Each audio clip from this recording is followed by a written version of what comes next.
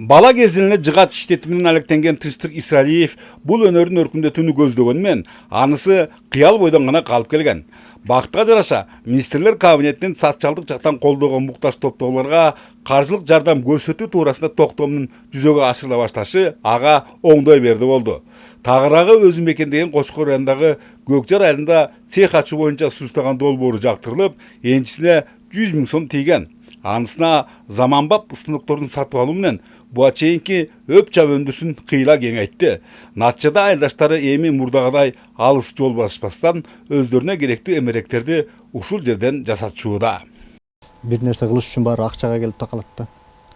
Анан мындан да көбүрөөк акча болсо, андан да көбүрөөк жылыш болобу деген ойда, жеке оюм.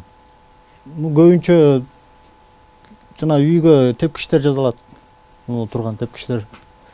Анан бул стулдар жасап атабыз. Анан жыгач тилдирип келип калышат ошол.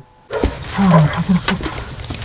Ал эми жогорудагы каарманыбыздын айылдашы Назик Мукамбетова өзүнө чегерилген 100 000 сомго сүт багытындагы Замин породасындагы эчкилердин 6-сын сатып алган.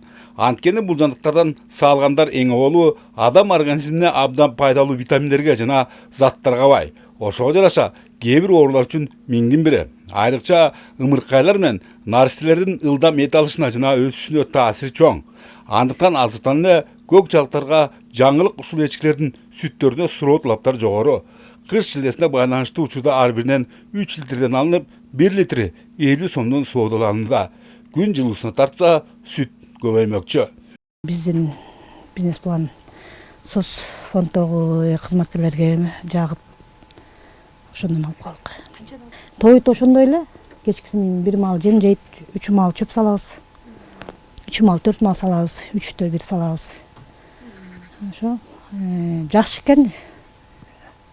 Эчки негизи батта көп эткен. Эске салсак, калктын айрылуу катмарын жакшылыктан чыгаруу жаатындагы ушул ыкма өлкө боюнча пилоттук негизде Жумгал районунда тажрыйбаланган. Ошондо анын кызматынан 51 үй бүлө пайдаланып, чакан ишкерликтин өр алышына жагымдуу мүмкүнчүлүктөр түзүлгөн. Ушундан улам ал толук колдоого алынып, артта калган жылы Нарын облусу боюнча социалдык жактан колдоого муктаж топтоолордун 250-сүнө жалпы суммасы 25 000 сомдук колдоолор көрсөтүлгөн. Бүгүнкү күндө алардын 3төн 2си өз алынча ишкерликтерин ийгиликтүү улантышууда. Уйларды алып көбөйтүп, сүтүн сатып, ошол багытта эчкилерди алып аткандарыбыз бар, мал чарбачылыгы боюнча, бал өстүрүү боюнча бар, такси кызматын көрсөткөн, соода тармагында көрсөткөндөр бар. Андан сырткары тигүүчүлүк боюнча тигүү машинкаларын алып, Кудай буйрса, бизде эми проблема жаралган жок. Ошентип теңир толуктар өздөрүнө мамлекет тарабынан көрүлгөн камкордуктарга жоопкерчиликтүү мамиле жасоо менен жашоо шарттарын жакшыртууда. Жергиликтүү бийлик башчыларынын билдиргендерине таянсак, иш ыргагы ушунусунан жазбаса, жыл аягына чейин аймактагы жагышчылыктын дээрлик 5-7% чейин кыскарары күтүлөт. Бөлөкбай Шеримбеков, Нурсултан Болотбеков, Нурбек Рахманов, өлкөдө эми Кочкор району.